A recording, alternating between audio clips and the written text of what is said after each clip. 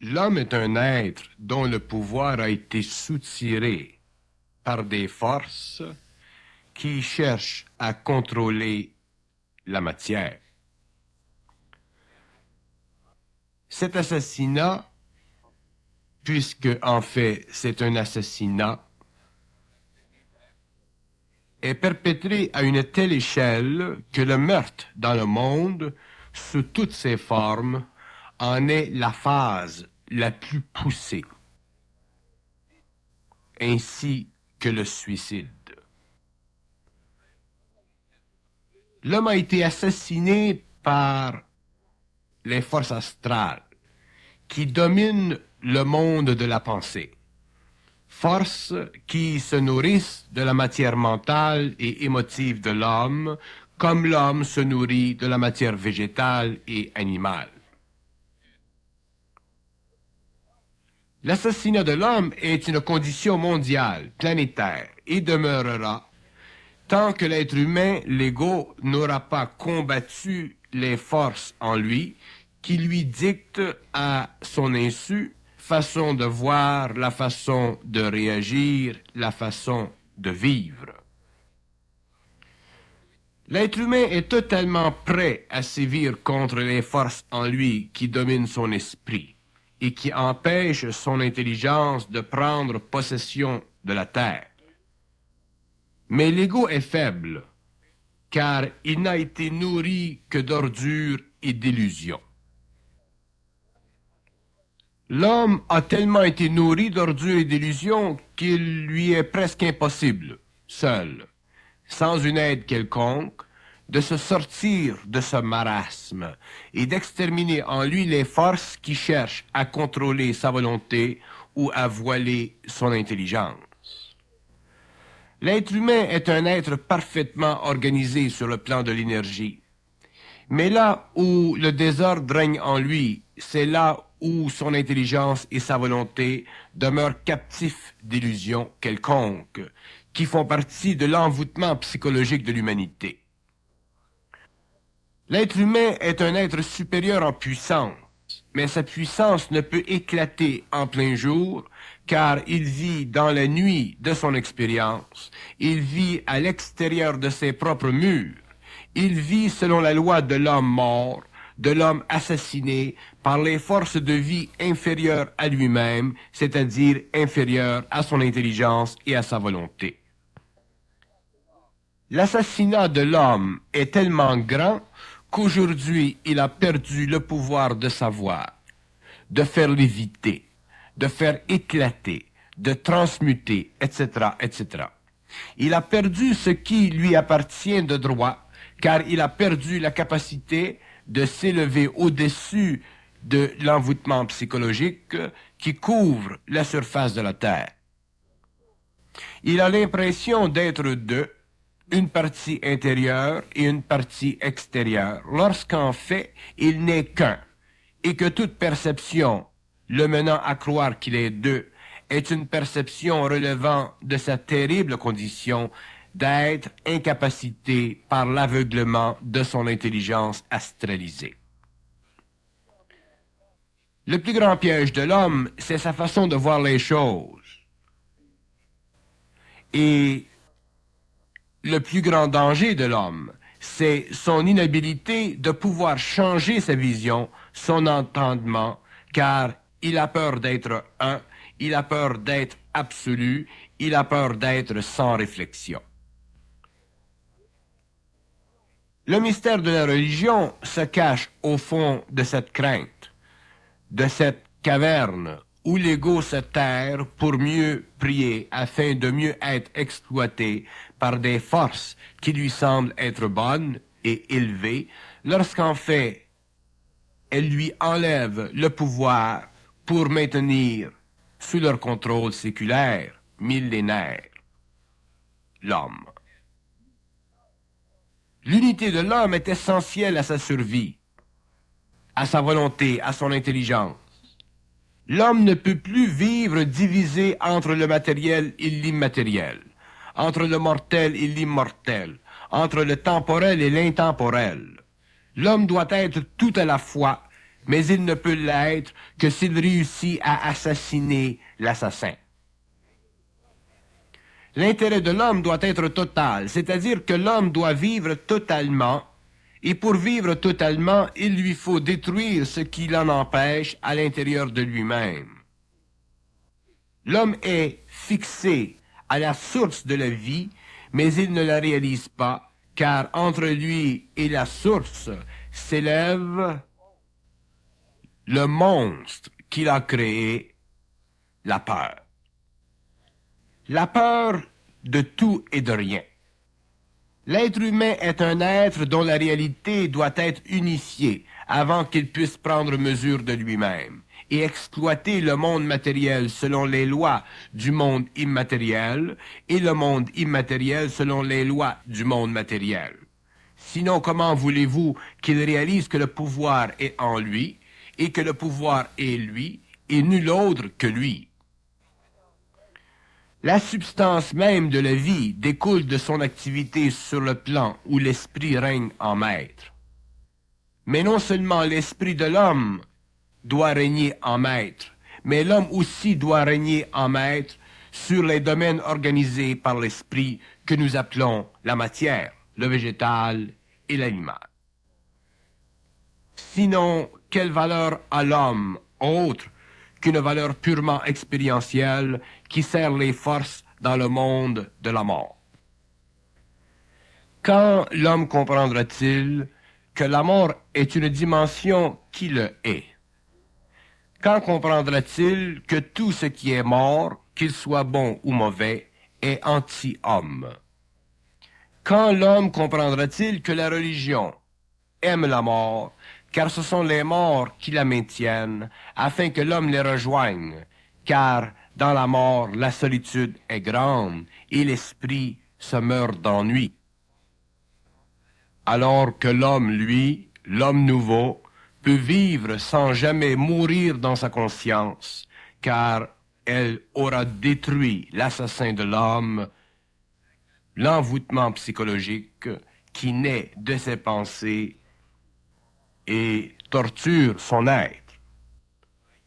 C'est à l'homme d'expliquer la réalité et non à l'esprit mort et solitaire.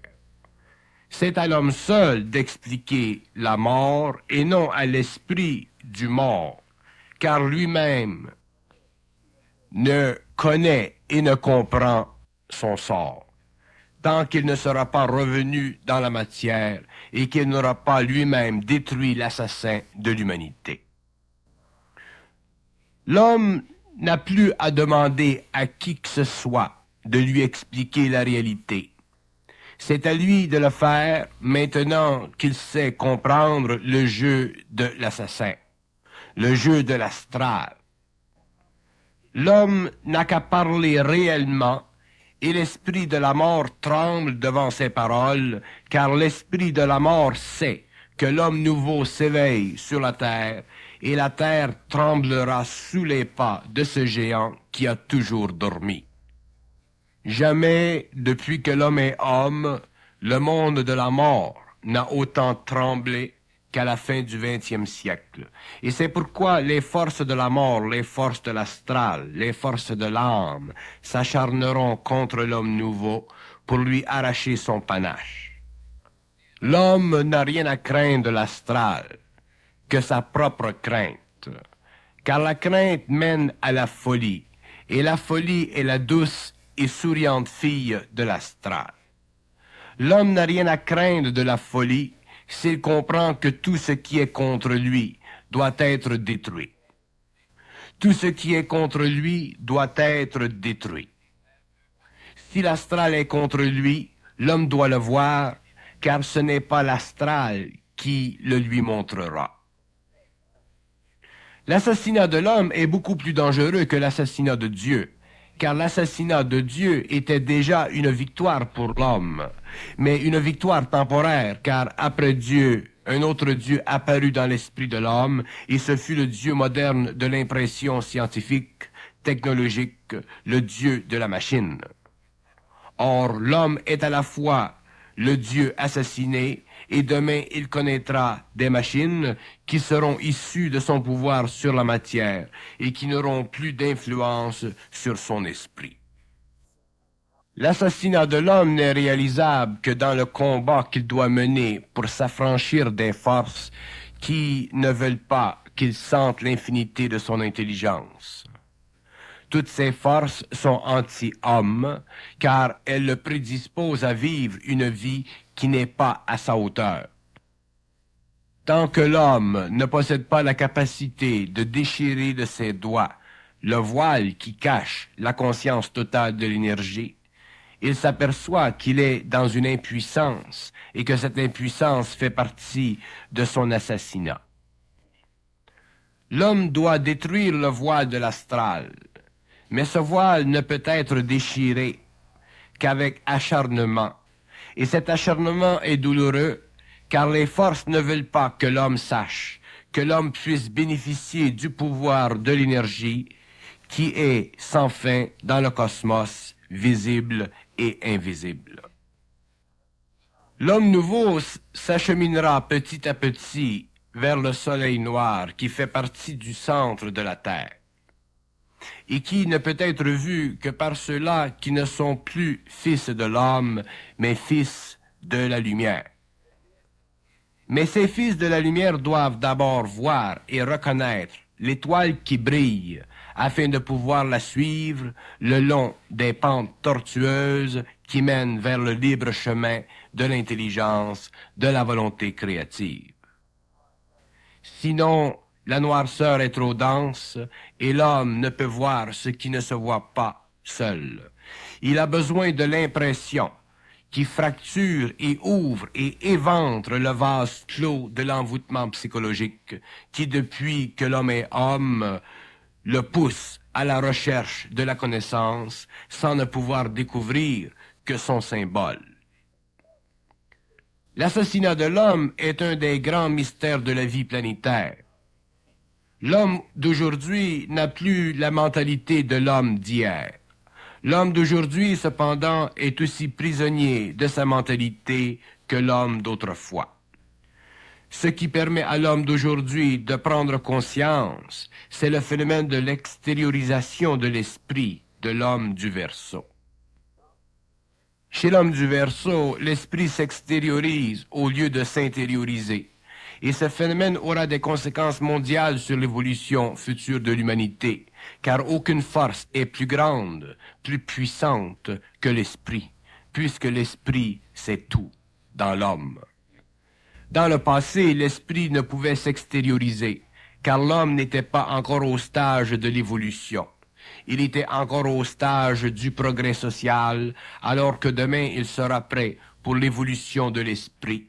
Maintenant que le progrès social aura atteint son point culminant avec l'âge de l'électronique. Donc l'homme du Verseau, l'homme de la nouvelle période, individuellement, commencera à se débattre à l'intérieur de l'enveloppe créée contre lui par l'envoûtement psychologique. Et plus il réalisera la densité de cette enveloppe, plus il libérera en lui des forces qui sévèreront ses liens avec les anciennes idées de l'humanité, et son esprit prendra de plus en plus d'ampleur jusqu'au jour où son esprit commandera à la matière. À partir de ce moment, l'homme entrera dans un âge nouveau, où les forces de l'involution n'auront plus sur lui d'emprise. Ce sera la fin de l'assassinat de l'humanité. L'homme a été assassiné car les forces de l'esprit ne pouvaient entrer dans sa matière mentale. Et pour que sa matière mentale puisse les recevoir, il fallut que cette partie de l'homme se développe suffisamment, c'est-à-dire que l'homme puisse prendre conscience de lui-même et de sa condition. Tant que l'homme ne put prendre conscience de lui-même, ses forces ne purent se manifester, car elles étaient trop grandes et trop fortes pour son âme. Mais à la fin du XXe siècle, l'homme peut prendre conscience de sa condition, car déjà sur la Terre, cette expérience a été parfaitement vécue.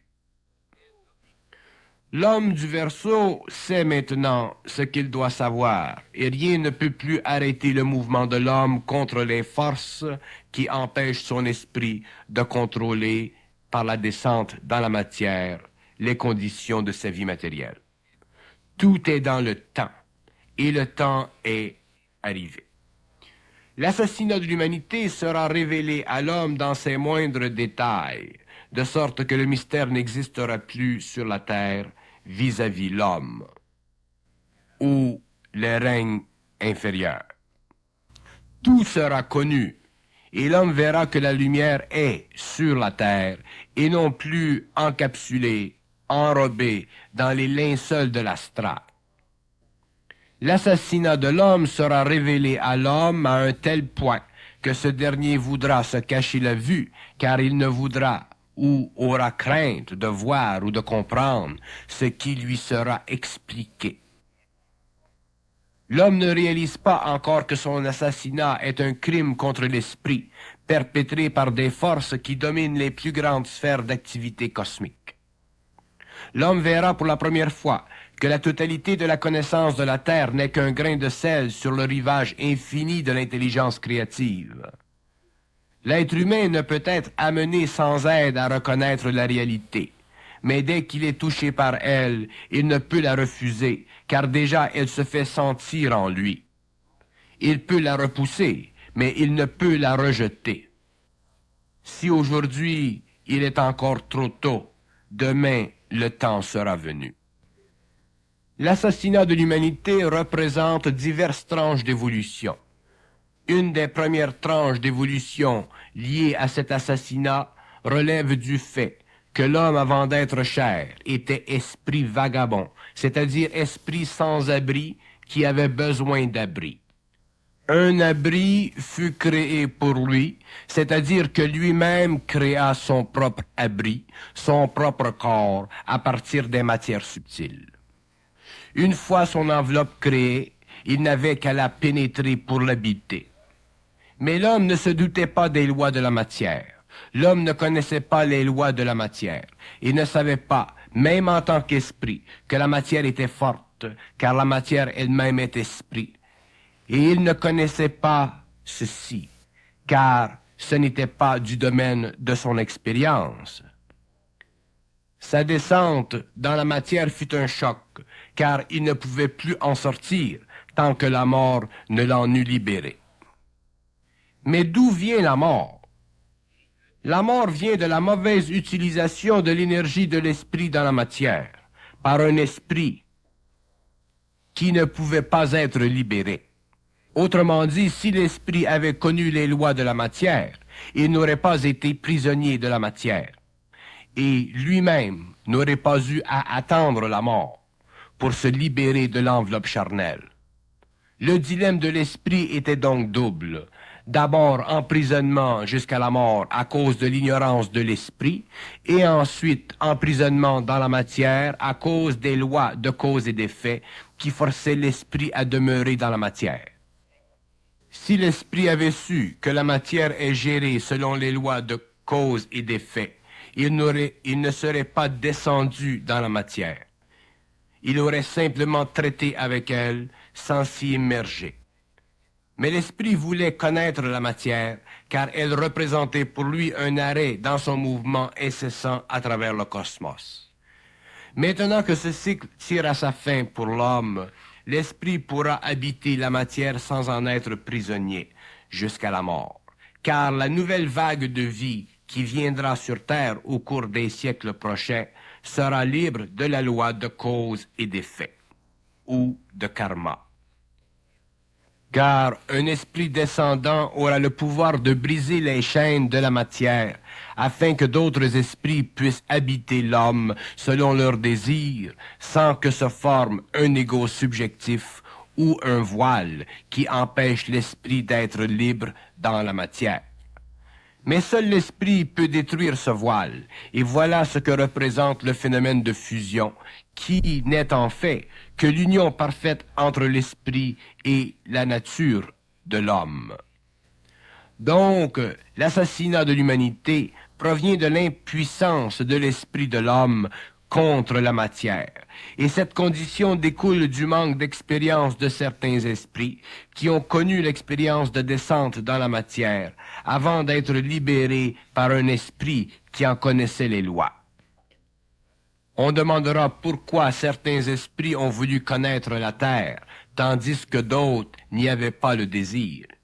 Et on vous répondra que dans le deuxième cas, nous découvrons que ce fut les esprits de la forme qui ne voulurent pas descendre dans la matière par expérience, tandis que les esprits de lumière y consentirent, pourvu qu'il leur fût permis de connaître les lois et les sous-plans de la matière, qui leur étaient cachés par les forces des ténèbres ou les forces archaïques.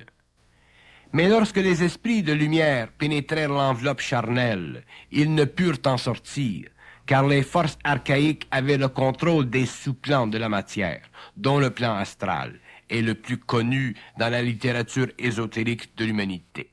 Et lorsque les esprits de lumière descendirent dans la matière, ils ne purent en sortir qu'après la mort du corps matériel. Voilà pourquoi nous parlons de l'assassinat de l'humanité. Dans ce sens, qu'il devint impossible à l'homme de comprendre les lois de son évolution, de ses origines, car aucun esprit n'avait jusqu'à la fin du XXe siècle réussi à entrer dans la matière, former un lien inaltérable avec l'ego et être libre de la matière astrale, donc libre purement et simplement. Si l'humanité n'avait pas été séquestrée des connaissances profondes que seul l'esprit aurait pu lui communiquer, l'évolution aurait été différente et le sort de l'homme aussi. Donc, l'homme dut attendre des millénaires avant qu'un cycle nouveau lui permette d'échapper aux conditions de l'envoûtement psychologique qui fut le sort de l'humanité pendant si longtemps. C'est l'ère du Verseau, qui ouvrira la porte à la plus grande révolution jamais connue de l'homme depuis que l'esprit eut fait sa descente. Pourquoi les forces archaïques gardèrent le secret des lois de leur monde contre les esprits de lumière? Parce que ces forces avaient été projetées hors de l'enceinte des mondes des esprits de lumière lors de la grande rébellion. Et leur contrôle des sous-plans de la matière devenait pour elles le signe de leur suprématie dans les mondes inférieurs. Si les esprits de lumière avaient été informés de cette situation, l'homme n'aurait pas été né sur la terre. Et c'est pourquoi ils ne furent pas informés par les esprits de la forme qui avaient cette connaissance. Donc le mystère de l'homme, le mystère de sa souffrance inconsciente et séculaire, aussi bien que de sa souffrance initiatique, fait partie des grands plans d'évolution des esprits de la forme et non des esprits de la lumière. C'est pourquoi l'homme réalisera un jour, comprendra un jour, que la forme est plus puissante que la lumière. Et lorsque l'homme aura compris ceci, il commencera à avoir une idée du pouvoir de la forme et pourquoi l'énergie de la forme est plus grande que l'énergie de la lumière. Et pourquoi tous les initiés qui sont venus sur la terre étaient dirigés par des esprits de la forme et non par des esprits de lumière. Et pourquoi, pour l'initié, la forme et la compréhension de ses lois est plus importante que la lumière et sa manifestation spirituelle. Voilà où commence, en d'autres mots, la science cosmique, c'est-à-dire la science totale et absolue de la matière et de ses sous-plans. L'assassinat de l'humanité veut dire aussi que l'homme, la partie matérielle devenue intelligente à cause de l'ego perfectionné, ne peut plus être rejeté, c'est-à-dire détruit par la mort, car c'est contre les lois de la forme, telles que le voulurent les esprits de la forme. Or, si les esprits de la forme ont institué la forme et ses lois, il est évident que l'homme, qui est issu de ces lois, puisse actualiser ces lois sur le plan matériel, ou du moins sur les sous-plans de la matière. Voilà pourquoi l'immortalité n'est pas une condition secondaire de l'évolution, mais une condition primaire qui a été sabotée par l'emprisonnement des esprits de lumière, ignorant les lois des sous-plans de la matière que nous connaissons. Alors vous direz, eh bien, si les esprits de lumière réalisaient ou avaient réalisé la condition d'incarnation, tel qu'indiqué, pourquoi la réincarnation, pourquoi la redescente dans la matière? Et on vous répondra que la réincarnation n'existe pas. Elle fut présentée à l'homme comme une réalité par des forces qui voulurent lui donner une impression de retour afin d'alléger le poids du concept d'une mort absolue et sans retour. Mais d'un autre côté, elle existe, car le matériel d'expérience contenu dans la mémoire ou l'âme fut constamment réutilisé par d'autres esprits qui descendirent dans la matière. Et comme l'homme matériel est le produit d'une génétique raciale continue, les actions des ancêtres étaient toujours répercutées dans l'avenir de la race, par de nouveaux esprits qui cherchaient l'expérience de la descente dans la matière. Alors vous demanderez pourquoi les esprits qui retournaient après la mort ne pouvaient-ils pas informer les autres de la condition humaine? Et on vous répondra qu'ils ne le pouvaient pas, car les esprits de lumière ne peuvent retourner à leur monde qu'après la fusion, c'est-à-dire que lorsque l'homme a été rendu intelligent des lois de la mort. Tant qu'il ne sera pas rendu intelligent des lois de la mort, l'esprit de lumière ne pourra retourner au monde de la lumière. Car la mort pour l'homme se continue après la vie terrestre, et pour l'esprit aussi dans ce sens, qu'il est obligé de revenir dans la matière pour en être enfin libre. Alors, vous direz que nous nous contredisons, qu'il y a un moment, on niait l'incarnation, et que dans un autre, on la prône. Voyons plus loin. Réincarnation veut dire redescendre dans la matière. Or, l'esprit peut redescendre dans la forme de la matière, mais ne peut redescendre dans la matière, c'est-à-dire en être prisonnier de la même façon. Ceci veut dire que les esprits qui ont été libérés de la matière par la mort y retournent dans la forme et non dans l'expérience. Et ce sont ces esprits que nous retrouvons dans le monde astral. Ils revivent constamment l'expérience humaine, d'où leur solitude, leur peine, leur douleur, mais ne la revivent pas dans l'expérience. Ceux qui la vivent dans l'expérience matérielle le font pour la première et la dernière fois. Alors, qu'est-ce que la fusion dans tout ça? Eh bien, la fusion est un état où l'esprit de lumière peut habiter la forme sans en être prisonnier. Alors, il lui est possible de former un lien avec le mortel, lien inaltérable qui fera en sorte qu'un jour l'esprit de lumière et le mortel formeront une unité, ce qui permettra à l'homme d'être immortel ou de rendre l'esprit lorsque ce dernier sera prêt à retourner au monde de la lumière. Mais pour que l'esprit retourne au monde de la lumière, il lui faut être totalement libre des lois astrales qui le gardent prisonnier après la mort. Et ceci n'est possible que si le mortel lui-même est libéré du joug de l'envoûtement psychologique qui correspond à la libération de son esprit. Ce qui vous est expliqué ici est une simple ébauche. Le reste doit venir avec le reste de l'instruction. Nous devons absorber le tout par étapes, car le tout est vaste et complexe, bien que simple et très unifié. Il semble, par ce qui est exprimé plus haut, que les esprits de lumière ne pourront retourner à leur monde qu'après la fusion avec le mortel. C'est exact. Pourquoi? Parce que la matière, le mortel, doit être libéré des emprises de l'astral, sinon le pouvoir des esprits de lumière sera sur la terre.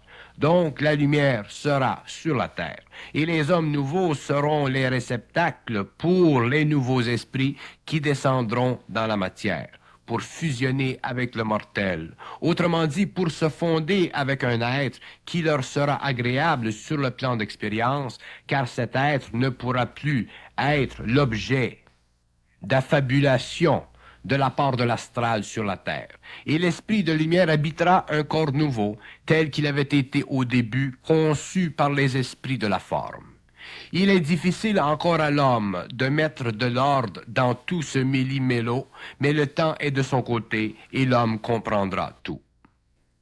L'assassinat de l'humanité a interrompu le plan original et merveilleux de descente dans la matière des esprits de lumière. Mais ceci fut nécessaire, sinon le phénomène humain n'aurait pas eu lieu. Mais l'homme en lui-même représente une autre tranche d'évolution, qu'il faut expliquer pour bien comprendre le rôle des esprits de lumière dans l'univers. Les esprits de lumière n'ont pas tous le même degré d'expérience. Certains sont très évolués, d'autres le sont moins. Et par rapport à l'homme, ce différentiel est très important, car il détermine pourquoi certains hommes sont plus avancés que d'autres, plus créatifs que d'autres. Et ceci est intéressant car cela nous permet d'observer pourquoi tous les êtres humains ne peuvent comprendre avec la même facilité certaines choses. Et ceci reflète le fait que tous ne sont pas habités par des esprits de même expérience. C'est cette condition qui a créé sur Terre la hiérarchie sociale et politique, le pouvoir financier. Autrement dit, le pouvoir et sa hiérarchie sur Terre naît de la différence expérientielle des esprits de lumière qui habitent l'homme, et tant que l'homme ne sera pas conscient, c'est-à-dire intelligent en esprit, il ne pourra se réaliser dans la pleine mesure de lui-même et cherchera à se situer dans une position sociale plus agréable parce qu'il voudra vivre ce que d'autres hommes vivent, qui sont habités par des esprits plus expérimentés. Et ceci est une grande illusion du mortel, tant qu'il n'est pas conscient de son esprit, car la réflexion dans l'ego le poussera à faire certains gestes qui ne sont pas dans la nature de son esprit, mais le résultat d'un effort égoïque. Et c'est cet effort égoïque ou subjectif qui forcera un esprit moins évolué à perdre contact avec l'homme, d'où le mal. Lorsque l'esprit perd contact avec l'homme, il continue à l'habiter, mais peut difficilement le guider dans la vie. Donc l'homme devient de plus en plus inconscient et succombe de plus en plus à l'astral. Donc son esprit devient de plus en plus malheureux dans un sens vague du terme, car il se verra, après la mort, obligé de vivre la mémoire d'actes qui ne correspond pas à ce qu'il aurait voulu. Donc il retournera au monde de la mort, espérant un jour revenir à la matière pour corriger l'homme. Mais ce n'est pas le même homme qu'il voudra corriger, mais une mémoire dans un corps nouveau, d'où la réincarnation. Jusqu'à ce qu'il ait pris suffisamment d'expérience pour faire la fusion avec le mortel. Alors sera-t-il libre de l'astral, et l'homme pourra-t-il être immortalisé, c'est-à-dire sans lien avec l'astral. Lorsque l'esprit retourne au plan de la matière, son destin est en suspens, dans ce sens qu'il ne sait pas si la fusion sera réalisée, car pour que la fusion soit réalisée, il lui faut beaucoup d'expérience avec le mortel. Or, cette expérience est longue, et lorsque le cycle d'évolution commence, comme c'est le cas à la fin du XXe siècle, l'esprit de l'homme, l'esprit le plus avancé dans l'expérience, est le premier à connaître la fusion avec le mortel. Il est difficile à l'homme, à l'ego, de comprendre pourquoi l'esprit doit être unifié au mortel, pour être libéré de la matière et retourner à la lumière, car l'homme a une conception valorielle de l'esprit et ne comprend pas les lois de la forme. Les esprits de la forme ont créé la forme humaine et son plan d'évolution, et le rôle des esprits de lumière est de ramener cette forme à un stage d'évolution supérieur à la matière. Donc, l'esprit de lumière doit fusionner avec la forme matérielle de l'homme pour élever cette forme au-delà des lois de la matière. Par ce fait même, l'esprit de la forme voit se réaliser cette partie du plan créateur et l'esprit de lumière peut éclairer la forme pour qu'elle devienne une grande addition à l'échelle ou au tableau évolutif de l'universel. Il faut que l'homme s'habitue à se voir en fonction de l'esprit de lumière qui l'habite, et non en fonction de ses sens, qui lui donnent l'habitude de la matière et lui font perdre de vue le plan créateur de l'évolution. Sinon, l'homme ne pourra jamais comprendre les mystères de la vie et de la création. Il ne serait que l'objet d'une expérience cosmique projetée aux confins d'une galaxie sans but précis. Mais pour que l'homme se voie clairement dans le grand et vaste plan, il faut que son ego, son être inférieur, soit unifié à l'esprit de lumière qui l'habite, car c'est la lumière de cet esprit qui donne à l'homme l'intelligence de sa situation planétaire et qui lui permet éventuellement de réaliser que l'esprit et lui ne font qu'un. Cette unité est primordiale, car elle annule le pouvoir étouffant de l'envoûtement psychologique qui cache à l'ego la réalité de son esprit et donc empêche l'homme de vivre une vie réelle et sans fin. Car l'esprit, un jour, par la fusion, doit amener le mortel avec lui dans les sphères où la création de l'homme doit continuer. Ainsi, l'assassinat de l'humanité a été perpétré contre l'homme, c'est-à-dire contre l'esprit de l'homme, afin que l'homme fût et pût éventuellement connaître la fusion, c'est-à-dire l'immortalité, c'est-à-dire la continuité dans la conscience. Donc, l'esprit aime l'homme, car l'esprit et l'homme ne font qu'un. Mais l'homme doit reconnaître, doit comprendre éventuellement par lui-même les différents aspects de la réalité, de sa réalité, de la réalité de son origine. L'esprit de la forme et l'esprit de lumière sont deux esprits différents. Un contient ou conserve l'idée originale de sa création, tandis que l'autre exploite par son mouvement dans le cosmos les différents aspects de l'énergie afin de permettre à la forme, une fois condensée dans la matière, de s'élever et de devenir de plus en plus parfaite, de plus en plus lumineuse, c'est-à-dire de plus en plus semblable à elle. Donc un jour l'homme et l'esprit de lumière, à cause de l'unité qu'ils formeront ensemble, permettront que se réalise dans le temps le fameux dicton de l'ancienne connaissance humanité où l'on disait que l'homme a été créé à l'image de Dieu.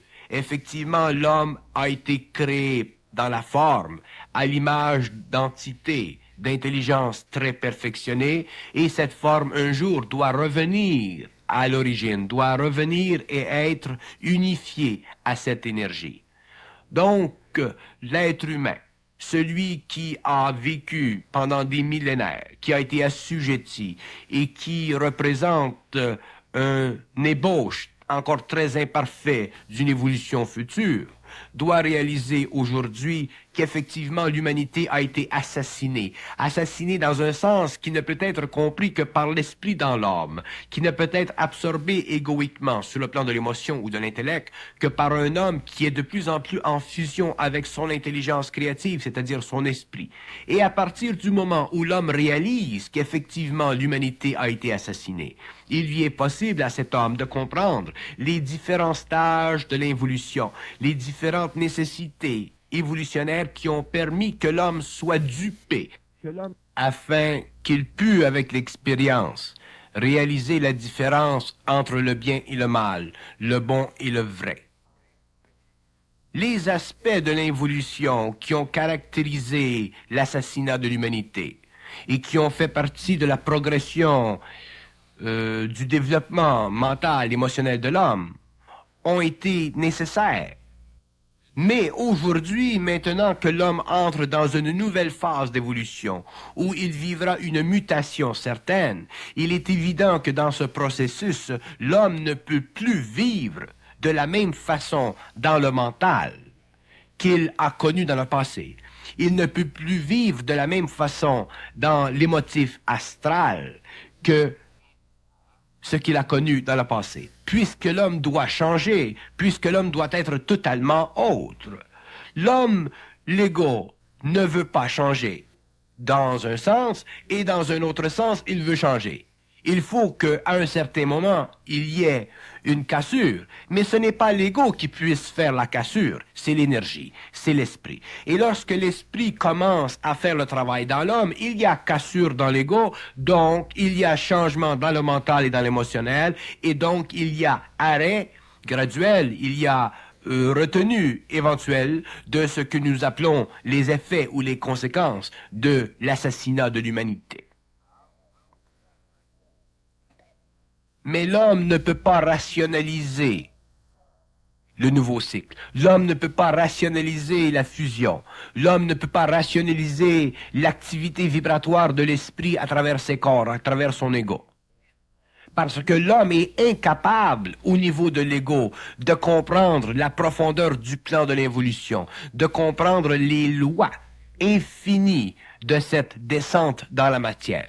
Donc, il est obligé, à un certain moment, de commencer à pouvoir vivre de l'énergie de l'esprit, donc de transmuter la matière mentale, la matière émotionnelle et éventuellement la matière matérielle sous la pression qu'exerce l'esprit dans sa descente, dans sa fusion.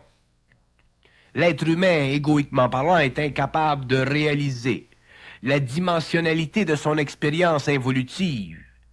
Il est incapable de prendre possession dans sa totalité de la mémoire de l'humanité, de la mémoire des activités de gérance et de gestion qui ont pris origine sur les plans qui sous-tendent la matière. Donc le cosmos est beaucoup trop grand pour l'ego. Mais même si le cosmos est très grand pour l'ego, ceci ne veut pas dire que l'ego ne peut pas comprendre la mécanicité, les mirages à l'intérieur de lui-même créés par l'astral à cause de l'évolution. Et ceci est un fait. Et ce fait ne peut être éclairé que par la fusion, ne peut être éclairé que par la descente de l'esprit dans le mortel. Et lorsque ce processus s'est accéléré, s'est développé, l'homme, l'ego, commence à prendre conscience effectivement que par le passé, l'humanité entière, et même aujourd'hui, a été maintenue dans une chaîne tellement puissante que seule la fusion, le contact entre l'esprit et le mortel peut briser. Donc, l'assassinat de l'humanité, dans les termes ici donnés, représente l'involution, représente de toutes les façons possibles et imaginables par un ego. Comment des forces dans des mondes parallèles peuvent manipuler sur le plan matériel, à travers la matière mentale et astrale de l'homme, les conditions de l'involution. L'assassinat de l'humanité représente l'impuissance de l'homme. Et tant que l'ego ne sera pas capable de voir, de sentir, de s'apercevoir de lui-même, de s'apercevoir de sa fragilité, de s'apercevoir et de se rendre compte jusqu'à quel point il peut facilement être manipulé par l'énergie de la forme, il ne peut pas réaliser le pouvoir de l'énergie à travers la forme. Et s'il ne réalise pas le pouvoir de l'énergie à travers la forme, comment voulez-vous qu'il ait accès à l'énergie de l'intelligence qui peut jeter dans la forme de la clarté afin que l'homme astralement parlant ou mentalement parlant ne soit jamais assujetti par la forme, mais se serve de la forme pour son agrandissement et ne soit jamais acculé au mur de l'expérience, au mur de l'ignorance, au mur de la déception, au mur de la domination. L'homme, par le passé, a vécu à l'envers. Et demain, l'homme devra vivre à l'endroit. Mais l'homme ne peut pas reconnaître la différence entre l'envers et l'endroit quand il est inconscient. De la même façon que l'astronaute ne peut pas voir la différence entre le haut et le bas lorsqu'il est suspendu dans le vacuum.